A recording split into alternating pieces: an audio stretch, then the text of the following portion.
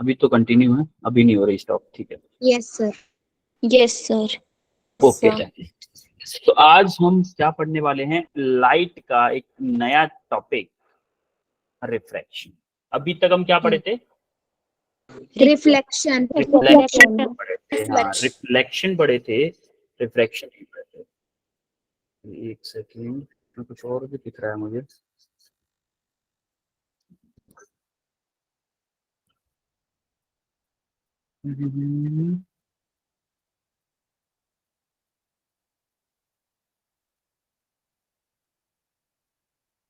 Okay let's start.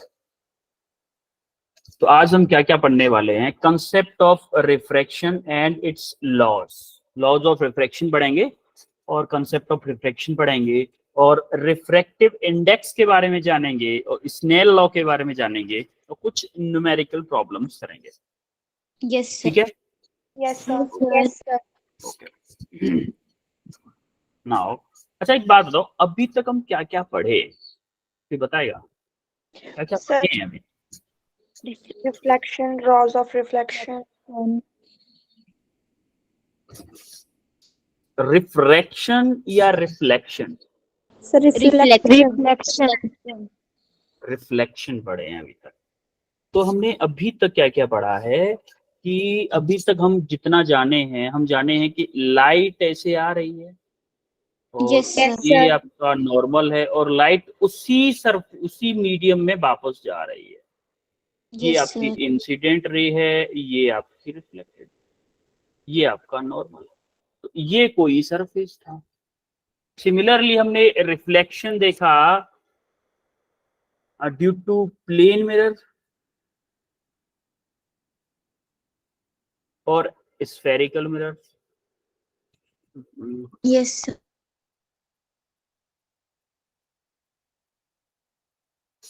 दो चीजों के कारण हमने क्या देखा था, इस यहाँ पे भी लाइट टकरा के वापस आ रही थी, ऐसे टकरा रही थी, रिफ्लेक्ट होके वापस जा रही थी कि नहीं? Yes sir. सिमिलरली हमारा स्फेरिकल मिरर्स में भी लाइट मान लो ऐसे आ रही थी और टकराने के बाद वापस जा रही थी कि नहीं? Yes sir. सिमिलरली आपकी कॉनकेव मिरर में, कॉन्वेक्स मिरर में, दोनों में भी। तो अभी तक हमने जो पढ़ा, लाइट आपकी टकराने के बाद में बाउंस बैक हो रही थी सेम मीडियम, जिस मीडियम से आ रही थी उसी मीडियम में वापस हो रही थी। तो अब नया टॉपिक जो आने वाला है उसमें क्या होगा कि लाइट हमारी उसी मीडियम में वापस नहीं आएगी। उसी मीडियम में आपकी लाइट वापस नहीं आएगी, लाइट आपकी उस मीडियम से पास हो जाएगी। तो हम जैसे कि हम आप देख पा रहे होंगे, ये मान लो आपका बल्ब जल रहा है, इससे लाइट दो तरह से आ सकती है, एक तो सीधे आ सकती है, सीधे आएगी, और अगर मान लो बल्ब को चाहे टेढ़ा करो या मत करो, वैसे तो अगर इस बल्ब को नहीं भी लगाता तो मैं यहाँ से ऐसे भी तो लाइट जाती कि नहीं? तो थोड़ा सा और क्लियर हो जाए कंसेप्ट, इसलिए मैंने बल्ब को थोड़ा सा टेढ़ा कर दिया कि मान लो ये बल्ब जस्ट ऊपर लगा था तो इससे स्ट्रेट लाइट नीचे की तरफ गिर रही है और इससे किसी एक एंगल पे लाइट गिरे। अगर आपकी लाइट प्रोजेक्ट कर रही है नॉर्मली ऑन द सरफेस, याद रहे कि अगर 90 डिग्री के एंगल पे अगर किसी सरफेस पे लाइट गिर रही है और वो सरफेस कैसा है, ट्रांसपेरेंट, यानी कि लाइट को अलाउ करता है अपने से पास होने के लिए। जैसे कि फॉर ग्लास, कौन सा ग्लास? खिड़की वाला, फोर व्हीलर वाला, फोर व्हीलर में जो आगे आगे ग्लास लगा होता है ना, वो लाइट को पास करता है ना। उस वाले ग्लास की बात कर रहा हूँ, मिरर की बात नहीं कर रहा, ग्लास की बात कर रहा हूँ। तो ग्लास से, क्वार्ट्ज से, डायमंड से, इनसे सबसे क्या होता है, लाइट पास हो जाती है। वाटर से, पानी से भी तो लाइट पास हो जाती है। जैसे ही आपने डायरेक्ट लाइट डाली वर्टिकल, तो ये लाइट जिस पाथ से जा रही थी उसी पाथ से सीधा कंटिन्यू करके उस मटेरियल में निकल गई। अगर ये लाइट किसी एक एंगल पे अगर हमने डाली तो हमने देखा कि एक्चुअल में लाइट जाना चाह रही थी ऐसे, लेकिन गई कैसे, थोड़ा सा बेंड हो गई। लाइट जाना चाहती थी ऐसे, थोड़ा सा बेंड हो गई, लाइट जाना चाहती थी ऐसे और थोड़ा सा बेंड हो गई। समझ में आ रहा है? Yes sir. मतलब ये कुछ बेंड हुई है, ये चीजें कितना बेंड हुई है, क्यों बेंड हुई है, ये हम पढ़ेंगे लॉज ऑफ रिफ्रैक्शन में। लेकिन अभी आपको क्लियरली दिख रहा होगा कि जाना चाह रही थी ऐसे, लेकिन थोड़ा सा झुक गई, झुकी है थोड़ा सा। तो ऐसा क्यों हो रहा है ये हम आगे पढ़ेंगे। तो अभी हम देखते हैं एक्चुअल में रिफ्रैक्शन होता क्या है और उसकी टर्मिनोलॉजी क्या क्या होती है। जैसे मान लो जो रे आपकी बाहर से आ रही है उस सरफेस पे, जिस सरफेस पे बाहर से कोई अगर रे आ रही है उस रे को क्या बोलते हैं? Incident ray. Incident ray. जब रे उस सरफेस में, जो ऑब्जेक्ट है, मान लो ये ग्लास है, इस ग्लास के अंदर जो एंटर करती है तो उस रे को क्या बोलते हैं हम? Refraction. आपको याद हो इन उसमें रिफ्लेक्शन में हम इसको क्या बोलते थे? इसको इंसिडेंट रे बोलते थे, इसको रिफ्रैक्टेड रे बोलते थे। तो इस वहां पे रिफ्लेक्टेड रे बोलते थे क्योंकि रिफ्लेक्शन था, यहाँ पे रिफ्रैक्टेड रे बोलते क्योंकि रिफ्रैक्शन। समझ में आ रहा है? जैसा वहां पे एंगल ऑफ इंसिडेंस था नॉर्मल के साथ में, सिमिलरली यहाँ पे भी आपका आई क्या होता है? एंगल ऑफ इंसिडेंस होता है। लेकिन यहाँ पे एंगल ऑफ डेविएशन भी वही होता है जो वहां पे था नॉर्मल के साथ में, angle of angle of refraction. वहां पे एंगल ऑफ रिफ्लेक्शन था आर। Yes sir. था कि नहीं? नॉर्मल के साथ में अरे बनाता हूँ, एक मिनट बनाता हूँ। ये लाइट आई, ये चली गई, ये आपका नॉर्मल है, ये आपका आई था और ये आर था कि नहीं था? Yes sir. तो मतलब एंगल ऑफ रिफ्लेक्शन और एंगल ऑफ रिफ्रैक्शन, इंसिडेंट और रिफ्लेक्टेड दोनों सेम है कि नहीं? ये देखो वहां पे भी हमारा रिफ्लेक्शन में भी इंसिडेंट एंगल था, एंगल बिटवीन इंसिडेंट रे और नॉर्मल। रिफ्लेक्टेड एंगल था, रिफ्लेक्टेड रे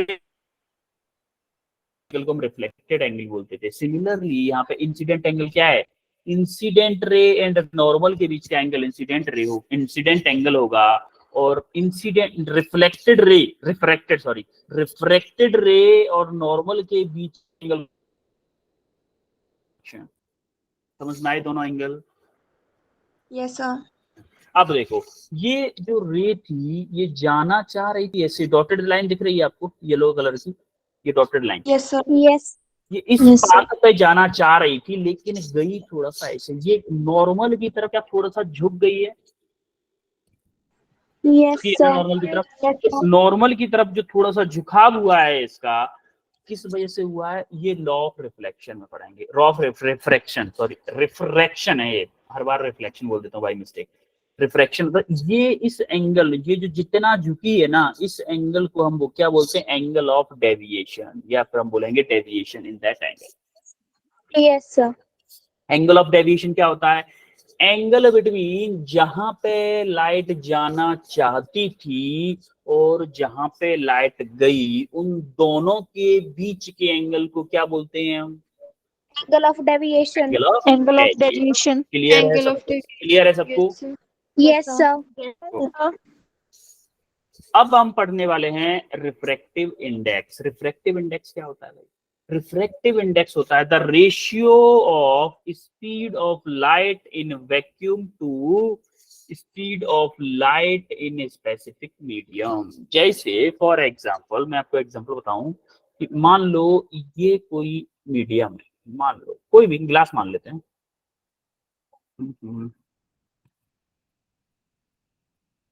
ग्लास माना, यहां से कोई लाइट आई और यहाँ पे जाना चाहती थी ऐसे, लेकिन नॉर्मल है हमारा, ऐसे गई ऐसे।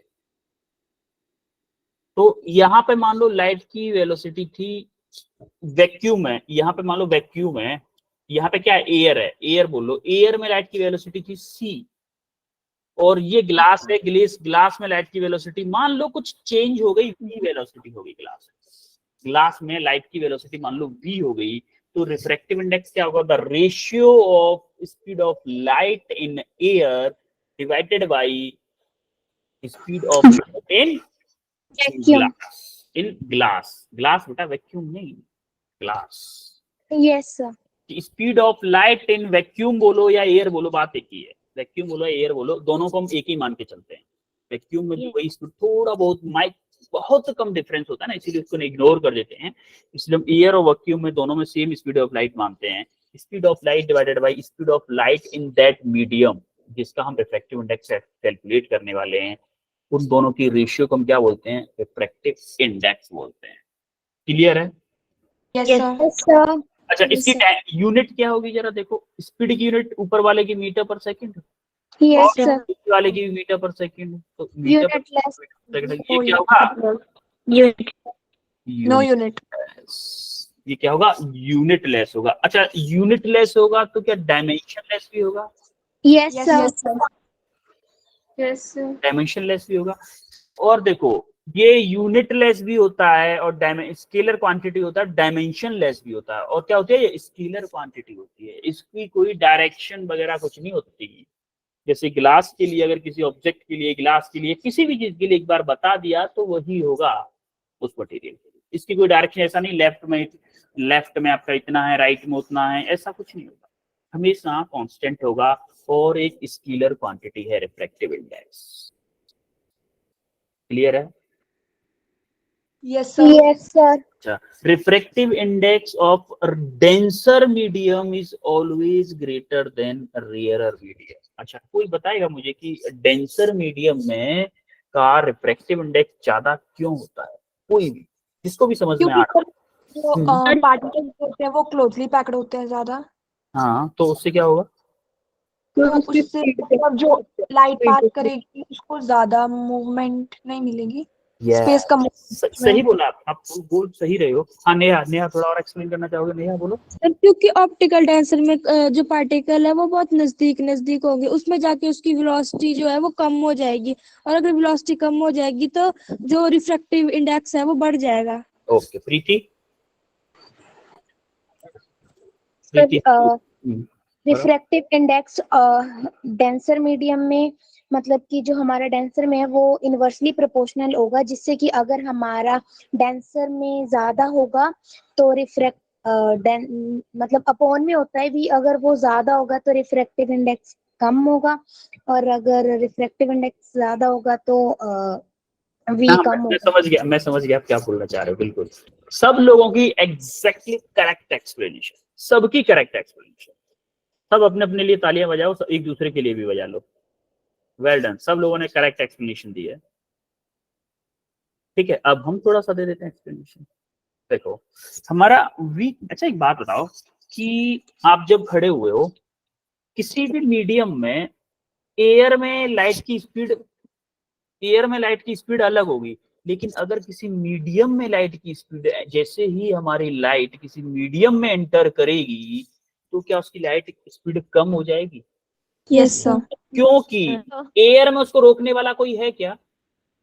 No sir. नहीं है। उसके अंदर, जैसा कि कुछ बच्चों ने बताया, क्लोजली पैक होते हैं, तो क्या ये जो एटम्स हैं वो चाहेंगे कि लाइट इससे पास ना हो? यस तो वो क्या करते हैं, लाइट की स्पीड थोड़ी सी कम कर देते हैं।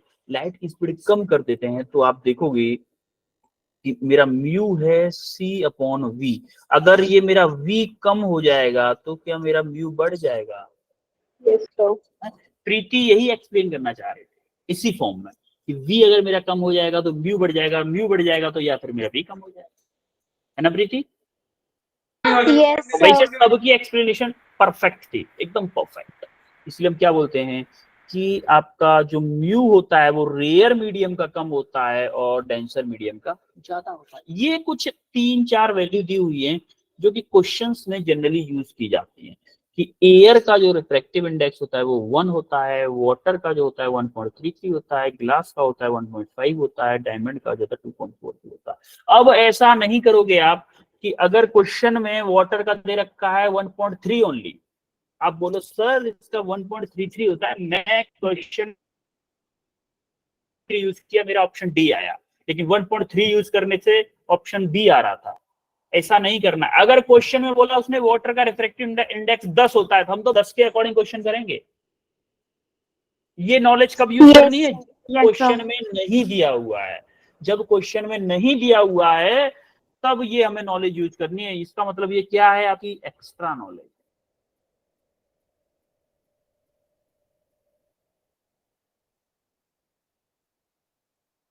इसको यूज तभी करना है जब क्वेश्चन में रिफ्रैक्टिव इंडेक्स नहीं दिया हो। ऐसा नहीं करना है कि मान लो उसमें रिफ्रैक्टिव इंडेक्स दिया हुआ है फिर भी आप, क्योंकि ग्लास भी कई तरह के होते हैं ना, ग्लास में डिफरेंट डिफरेंट टाइप के, जैसे आप देखोगे कि आपकी खिड़की पे जो ग्लास लगा हुआ है वो अलग है, गाड़ी के आगे जो फ्रंट मिरर होता है सबसे बड़ा वाला, जहां से देखते हैं आगे की तरफ, वो वाला ग्लास अलग होता है, पीछे वाला ग्लास अलग होता है, हर ग्लास की क्वालिटी, साइड की विंडो वाला ग्लास अलग होता है। कार की बात कर रहा हूँ, इकलौती कार की, तो हर ग्लास की अलग अलग प्रॉपर्टी होती है, उनके रिफ्रैक्टिव इंडेक्स भी अलग अलग हो सकते हैं। तो क्या पता क्वेश्चन किस ग्लास के बारे में बात कर रहा है, इसीलिए जो क्वेश्चन में दिया हुआ है उसी वैल्यू को यूज करेंगे, अपनी वैल्यू यूज नहीं करेंगे। क्लियर है यहाँ तक सबको? यस अब हम आते हैं रिलेटिव रिफ्रैक्टिव इंडेक्स। भाई हमने रिफ्रैक्टिव इंडेक्स तो पढ़ लिया, अब रिलेटिव रिफ्रैक्टिव इंडेक्स मतलब क्या होता है? रिलेटिव रिफ्रैक्टिव इंडेक्स से क्या समझ में आ रहा है? किसी को आ रहा है कुछ समझ में? बताओ। दो चीजों के नहीं आ रहा है? हाँ बीच में रिलेशन, क्या? दो मीडियम के रे पास करने से हाँ जो बिल्कुल बिल्कुल सही बात बोली आपने। एक मीडियम का दूसरे मीडियम के रेस्पेक्ट में क्या रिफ्रैक्टिव इंडेक्स होगा ये बताएंगे हम। जैसे मान लो ये कोई मीडियम है आपका, ऊपर था रेयर मीडियम, रेयर मतलब हल्का मीडियम, और डेंसर नीचे की तरफ मीडियम था। मान लो आपकी रे आई और रिफ्लेक्ट होके हमारे नॉर्मल की तरफ थोड़ा सा मुड़ गई, तो वो आई है आपका इंसिडेंट एंगल और आर है आपका रिफ्रैक्टेड एंगल, और रेयर मीडियम का म्यू आपका रिफ्रैक्टिव इंडेक्स है म्यू1, उसमें लाइट की स्पीड थी v1, और जो लाइट की वेवलेंथ थी वो क्या थी? λ1 थी। एक चीज और बता दूं, हमेशा फ्रीक्वेंसी कभी भी डिपेंड नहीं करती मीडियम पे। जो फ्रीक्वेंसी होती है वो लाइट की मीडियम पे डिपेंड नहीं करती, लेकिन वेवलेंथ हमेशा मीडियम पे डिपेंड करेगी। वेवलेंथ मीडियम पे डिपेंड करेगी लेकिन फ्रीक्वेंसी मीडियम पे डिपेंड नहीं करेगी। इसीलिए हमने म्यू1 v1 और λ1, म्यू2 v2 λ2, समझ में आए? 6 टर्म क्या है? Yes sir. सर डांसर में लैम्डा 1 है कि लैम्डा 2 है?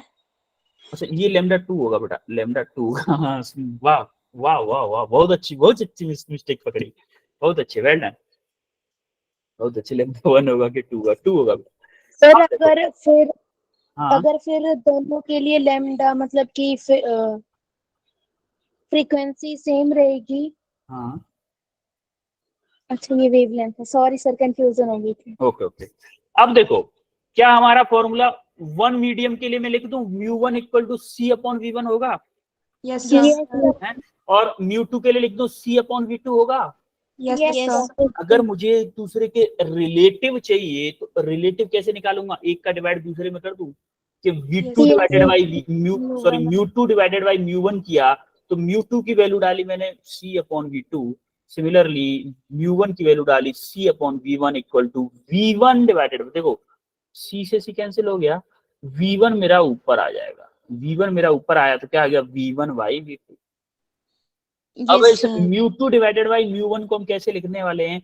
1 म्यू2, इसका मतलब क्या है? Refractive index of second medium, ये 2 है ना, with second 1 medium with respect to first medium. First medium, समझ में आ रहा है? Yes, refractive sir. Index of second medium with respect to first medium, तो म्यू2 डिवाइडेड बाई म्यू1 को लिख दिया हमने 1 mu equal to v1 divided by v2।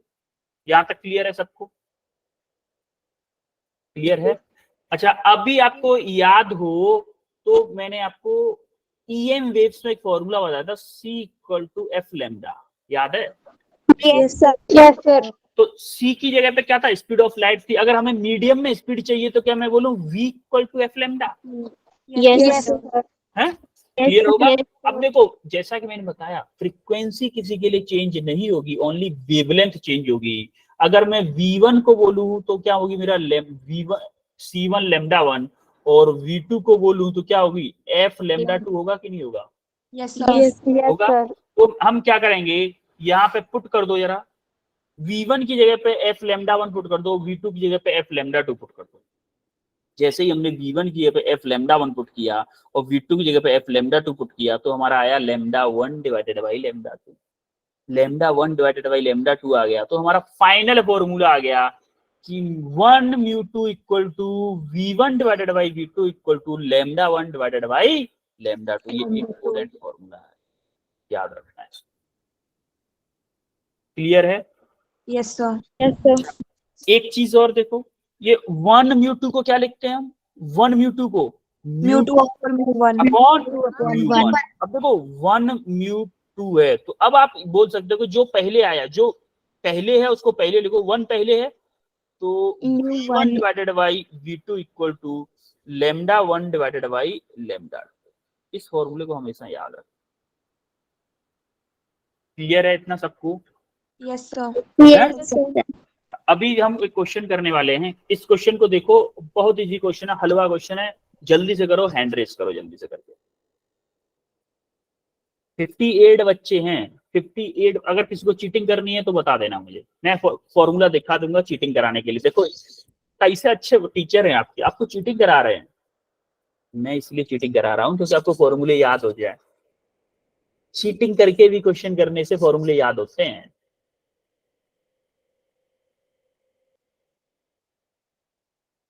Class में चीटिंग करा रहा हूँ, पेपर में चीटिंग करने के लिए नहीं बोलता हूँ। पेपर में चीटिंग नहीं करनी है, पेपर में तो ऑनेस्टी से देना है paper. Refractive index of a diamond is 2.5 and that of a glass is 1.5. Calculate the refractive index of diamond with respect to glass. एक बच्चे का आंसर आ चुका है, अभी एक बच्चे का आंसर आ चुका है। Wait for other one.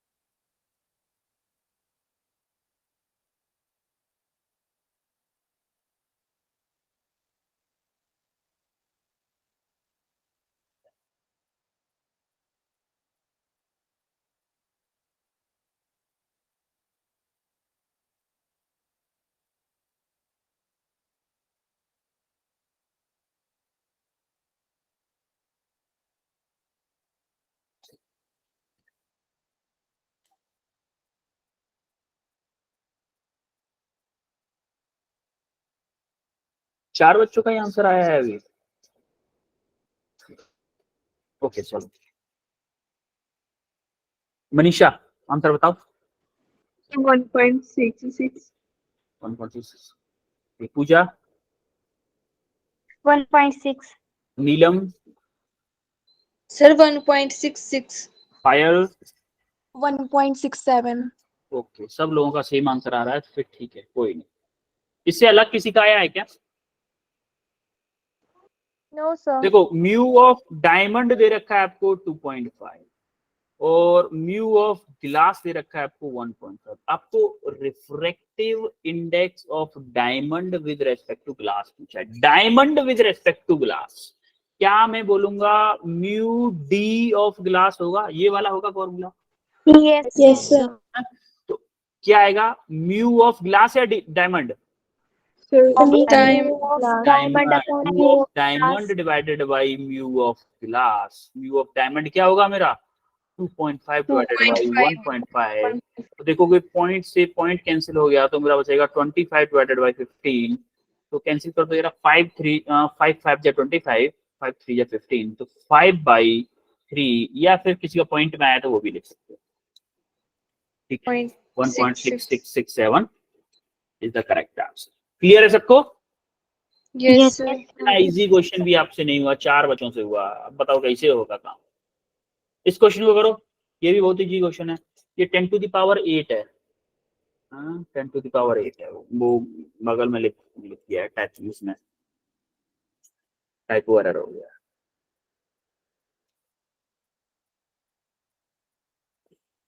A velocity of light in air is 3 into 10 to the power 8 meter per second. If the refractive index of the water is 4/3, find the velocity of light in water.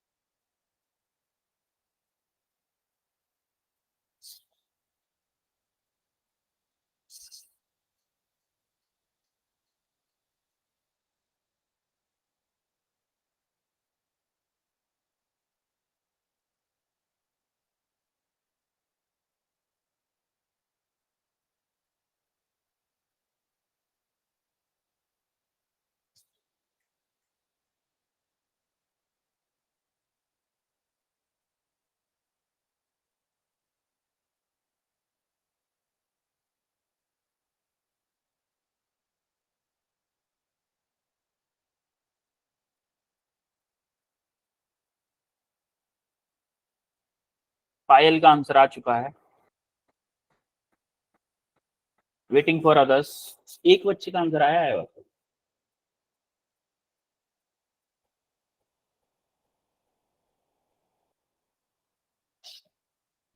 बेटा ये question 1 minute से ज्यादा लेना ही नहीं चाहिए, बहुत easy question है। 1 minute भी मैंने ज्यादा बोल दिया इसके लिए।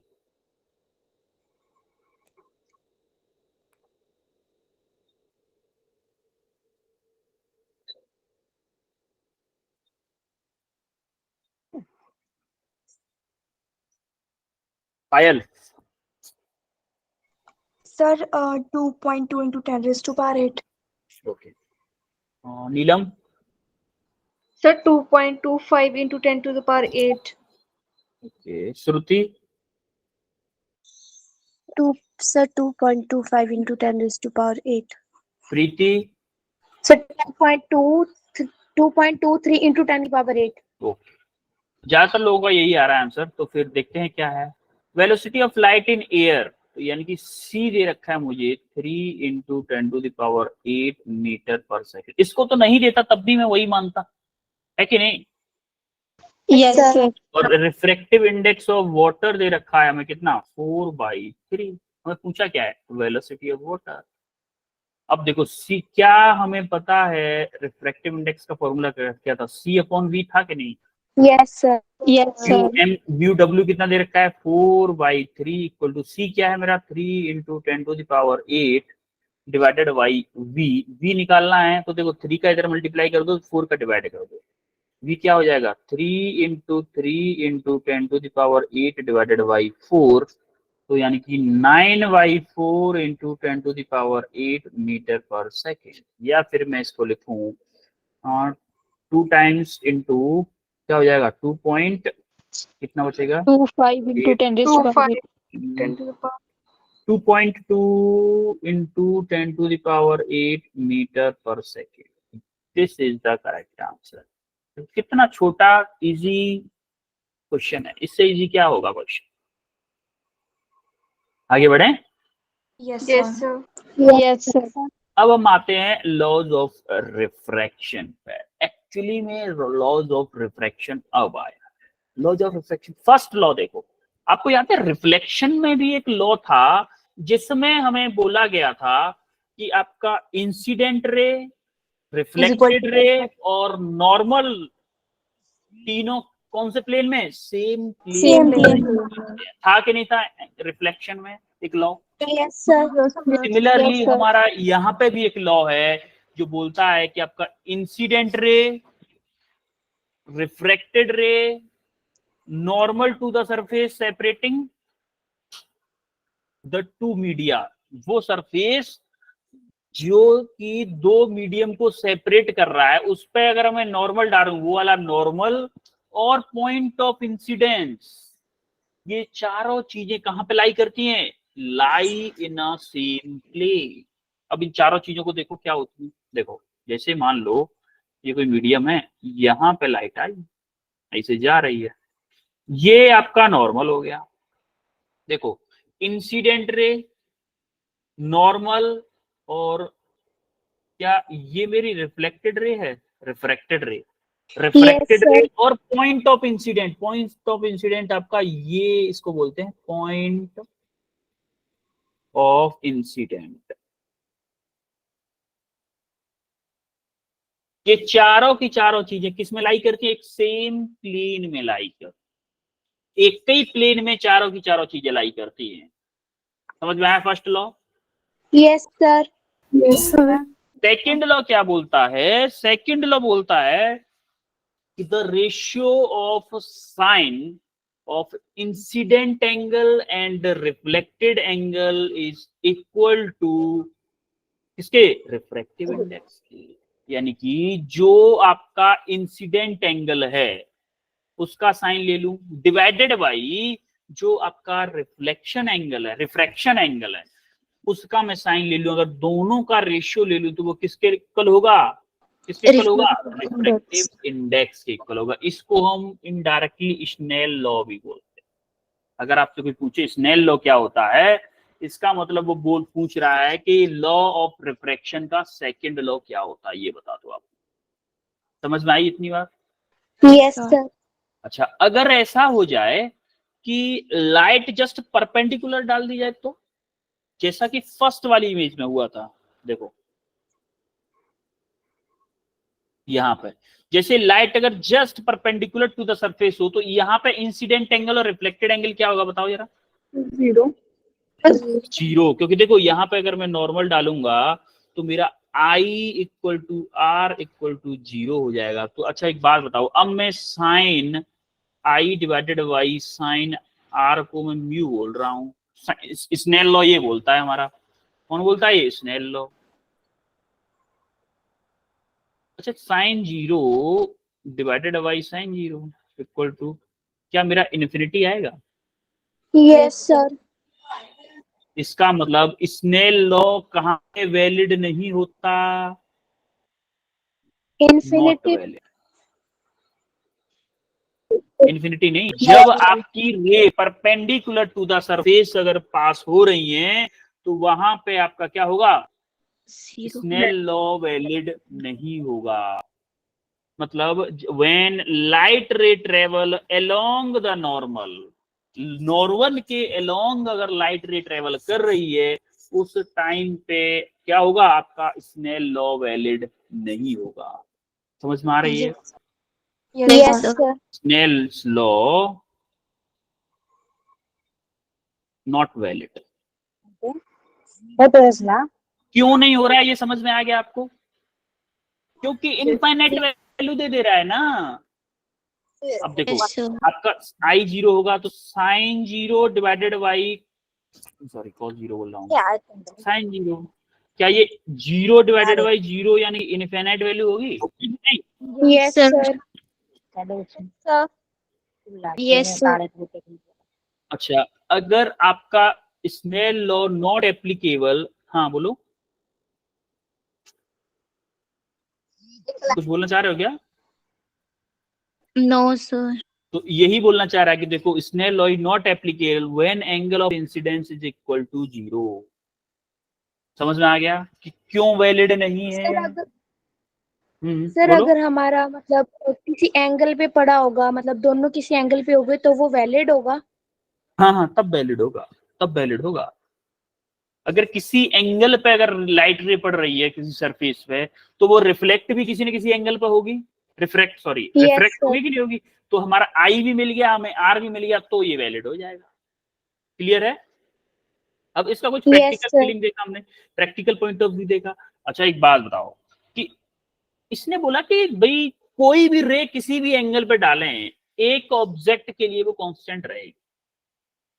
कांस्टेंट रहेगी इसका मतलब मान लो ये फर्स्ट रे मैंने डाली I1 एंगल पे, सेकंड रे वाली मैंने I2 पे, थर्ड रे डाली मैंने I3 पे, तीनों अलग अलग एंगल्स पे डाली, क्या तीनों रिफ्लेक्ट होके अलग अलग एंगल पे आएंगी? Yes, sir. तीनों रे अलग अलग रिफ्लेक्ट Yes, sir. अच्छा, तीनों एंगल Yes, अगर sir. अलग अलग एंगल पे रिफ्लेक्ट होंगी तो अकॉर्डिंग टू स्नेल्स लॉ क्या तीनों का sine I divided by sine R, sine I divided by sine R, sine I divided by sine R same होना चाहिए फिर तीनों का, क्योंकि मटेरियल सेम है ना। वही सेम मटेरियल है, मान लो ये ग्लास है अगर, तो सेम एयर से उसी ग्लास में आ रही है, म्यू क्या कांस्टेंट होगा ग्लास के लिए? Yes sir. म्यू तो चेंज नहीं हो रहा है ना, इसका यस मतलब सर। तीनों का रेशियो सेम होगा। इसीलिए हम ये बोल रहे हैं कि sine I divided by sine I divided by sine R equal to sine I divided by sine R equal to sine I divided by sine R equal to constant बोलो और आप बोल सकते हो कि म्यू। समझ में आई बात? अच्छा, ये म्यू क्या है आपको पता है? म्यू क्या है? रिलेटिव रिफ्रैक्टिव इंडेक्स है। रिलेटिव रिफ्रैक्टिव इंडेक्स है। इसका मतलब ये क्या था? म्यू ऑफ ग्लास, यानी कि 2, इसको अगर 2 मान लूं, इसको 1 मान लूं मीडियम।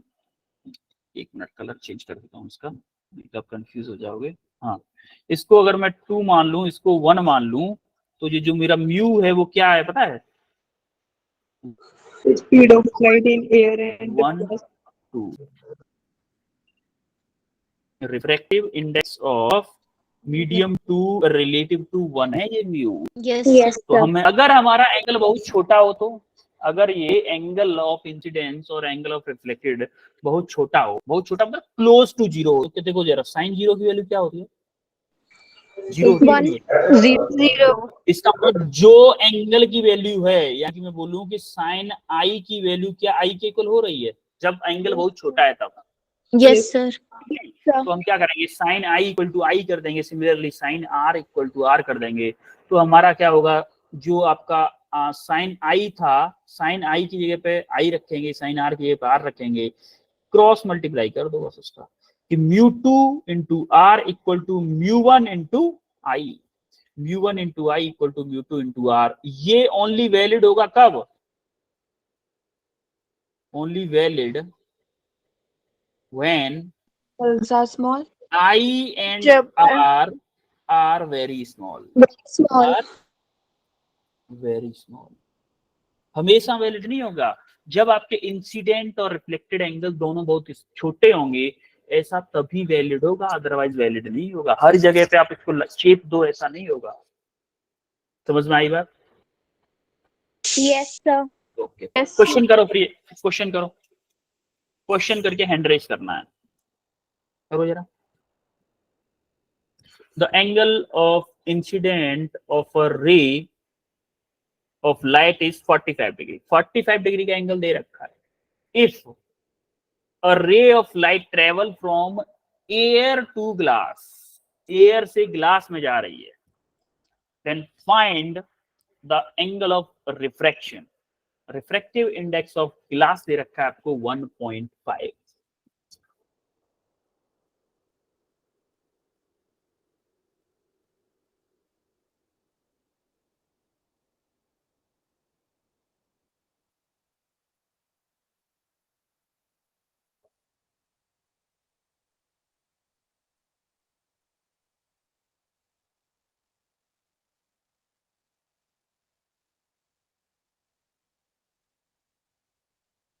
एक बच्चे का आंसर आ चुका है। वेट करते हैं बेटा, wait wait wait wait wait wait for 2 more minute, जिससे कि बाकी बच्चों का भी आ जाए।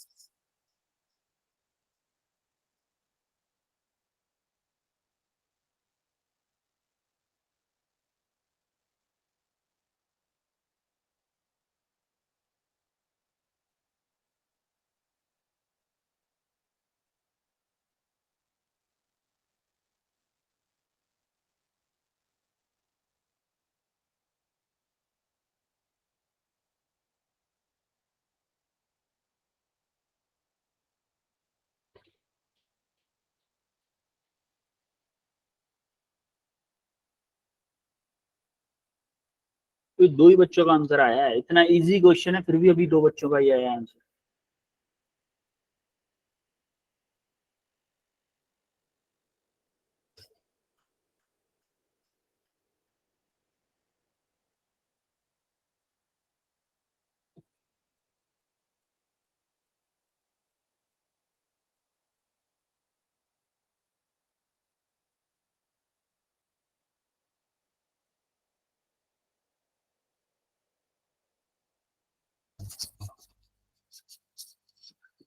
3-4 बच्चों का आ चुका है आंसर।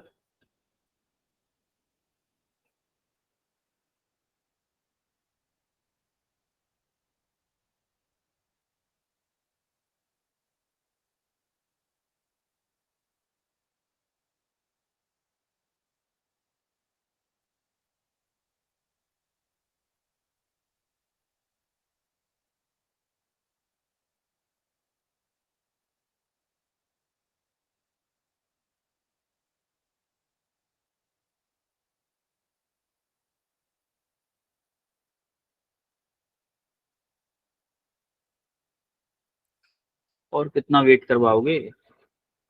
ठीक है, इससे ज्यादा नहीं कर सकते wait. Manisha? Sir 30 degree. 30 degree, okay. Preeti Sandhu? 1.06। अगर एंगल में एंगल पता नहीं चल रहा है तो आप साइन थीटा के टर्म में भी बता सकते हो। आपको एंगल ऑफ रिफ्लेक्शन पूछा है ना, साइन थीटा के टर्म में भी बता सकते हो अगर नहीं समझ में आ रहा तो। नीलम ठाकुर? सर 0.56। ओके। पायल दीक्षित? 0.56। नेहा कुमारी? 30 डिग्री। ओके, जरा देखो सॉल्यूशन क्या आता है इसका।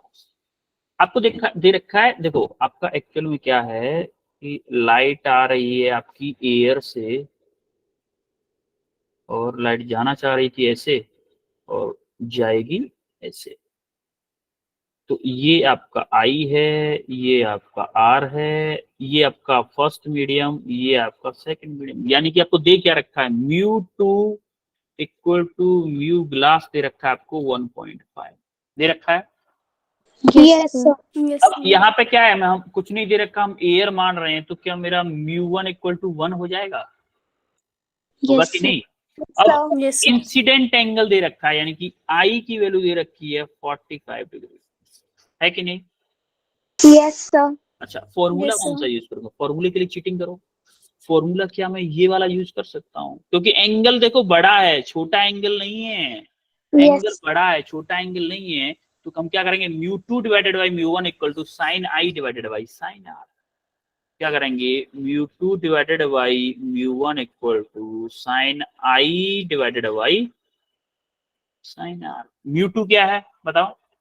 1.5। 1.5। 1 sine 45 divided by sine R. Yes sir. अगर आप इसको सॉल्व करोगे, साइन आर 1.5 इधर आ गया तो साइन आर इक्वल टू आ जाएगा आपका साइन 45 की वैल्यू 1/√2 यस सर। इंटू 1/1.5। तो आप देखोगे 1/√2 इंटू 1.5 को क्या लिख सकता हूं मैं? 3/2 लिख सकता हूँ। 3/2 लिख सकता हूँ। तो 1 डिवाइडेड बाई 3/2 तो क्या हो जाएगा, आप देखोगे 2 ऊपर पहुंच गया तो क्या हो जाएगा, 2 डिवाइडेड बाई √2 इंटू 1/3 होगा। Yes sir. अच्छा, अब इसको जरा और सॉल्व करो, थोड़ा सा और सॉल्व करते हैं इसको कि मेरा क्या आ रहा है, साइन आर इक्वल टू, इसको देखो मैं क्या बोल दूं कि √2 से 2 को अंडर√2 बार काट दूं, यस सर। है? तो हमारा क्या आ गया, sine R equal to under divided by 3। क्या मैं इसको बोल सकता हूं कि इस अंडर√2 को नीचे ले आऊं और क्या मैं इसको 1/3 डिवाइडेड बाई √2 लिख सकता हूं? हाँ, नहीं नहीं, यही रहेगा क्योंकि अंडर√3/2 होता है ना हमारा, वैल्यू होती भी है। √2/3, 3/√2 तो ऐसा कुछ होता ही नहीं है। तो हमारा आंसर यही आएगा only, sine R equal to under. समझ में आया कैसे आया है? यस क्लियर है सबको? यस एक और क्वेश्चन करो जरा। This is the last question of our today's class. Sir 25 angle है, ये स्मॉल में हाँ, लेंगे, ये लार्ज। वैल्यू आपको नहीं पता है, एंगल के टर्म में आंसर दे दो। एंगल के टर्म में, एंगल के find the refractive index of media. Media मतलब दोनों मीडियम का रिफ्रैक्टिव इंडेक्स, दोनों का रिलेटिव ही चाहिए यहाँ पर। रिलेटिव पूछा, स्पेशली अगर नहीं बोला है तो आपको रिलेटिव दे देना है। तो आपको देखो सॉल्यूशन के लिए मैं आपको डायरेक्टली बता ही देता हूँ कि आई दे रखा है 25 डिग्री, यस और सर। आर दे रखा है 32 डिग्री। देखो 32 ना तो हमें 25 की वैल्यू पता ना 32 की वैल्यू पता, या तो अगर इसका ऑप्शन दिया होगा, कभी एग्जाम में ऐसा क्वेश्चन आया तो या तो नीचे करके देगा कि साइन 25 की वैल्यू भैया ये होती है, या फिर हमारे आंसर इन्हीं के टर्म में देगा। ऐसा कभी नहीं होगा कि साइन 25 और साइन 32 की वैल्यू आपको एग्जाम में निकालनी पड़े, ऐसा नहीं होगा। डोंट वरी अबाउट इट, ठीक है। Yes sir. तो आपको म्यू अगर चाहिए तो क्या करोगे, sine I divided by sine R. तो साइन 25 डिवाइडेड बाई साइन। 32। अब इससे इजी क्वेश्चन क्या करवाऊं मैं, इससे इजी क्वेश्चन क्या, हाँ 32 है। 32 आएगा। 32 आएगा। इससे इजी क्वेश्चन क्या करवाऊं बताओ, इसमें भी क्वेश्चन सर काफी हमें ऑप्शन में कुछ और भी मिल सकता है, जैसे कि कुछ और ना देके इसका आंसर जैसे कि और आएगा, जैसे इनकी वैल्यू पुट करके। हाँ वैल्यू पुट, वही तो मैं बोल रहा हूँ बेटा कि अगर वैल्यू पुट करके जो आंसर आएगा वो ऑप्शन देगा ना, तो आपको क्वेश्चन में साइन 25 और साइन 32 की वैल्यू बताएगा, क्योंकि किसी बच्चे को ये नहीं पता होगा कि साइन 25 की वैल्यू क्या होती है और साइन 32 की वैल्यू क्या होती है, ये नहीं Yes, पता sir. होगा। Yes sir. अब बताओ हमें आज क्या क्या पढ़ा है। फर्स्ट रिफ्रैक्शन पढ़ा पहले, उसके बाद रिफ्रैक्टिव इंडेक्स। क्या रिफ्रैक्टिव इंडेक्स पढ़ा हमने। थर्ड पे क्या पढ़ा, रिलेटिव रिफ्रैक्टिव इंडेक्स। फोर्थ पे laws of refraction. Laws of refraction. और क्वेश्चन। और हमने question, understanding for Snell's law. हाँ हाँ वो रिफ्रैक्शन लॉ में आ गया, कोई दिक्कत नहीं। अब यस सर। इसके लिए बताओ any doubt, no sir. No sir. All clear, yes sir. Done है। Yes sir. ओके, ये आपके लिए होमवर्क है, 5 क्वेश्चन है, इजी इजी, बहुत इजी क्वेश्चन है। और अब मिलते हैं आपसे। आंसर क्या होगा, क्या लास्ट क्वेश्चन का आंसर क्या होगा? किसमें, 30 degree. Sine 25 by sine 32 answer है। बेटा मैं बोल तो रहा हूँ वैल्यू पुट कर दो आप। सर 0.84 आ रहा है तो यही साइन होगा। साइन कितना, साइन 25 था ना, साइन 25 डिवाइडेड बाई साइन कितना था 32, यस सर 30। Yes sir. 32 था ना? Yes sir. आंसर आएगा 0.7975, यस सर।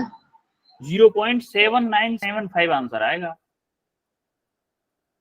ठीक है। Thank you sir. Yes sir. Okay बच्चों, मिलते हैं फिर नेक्स्ट क्लास में आपको। Yes sir. समझते हैं ना। Thank you sir.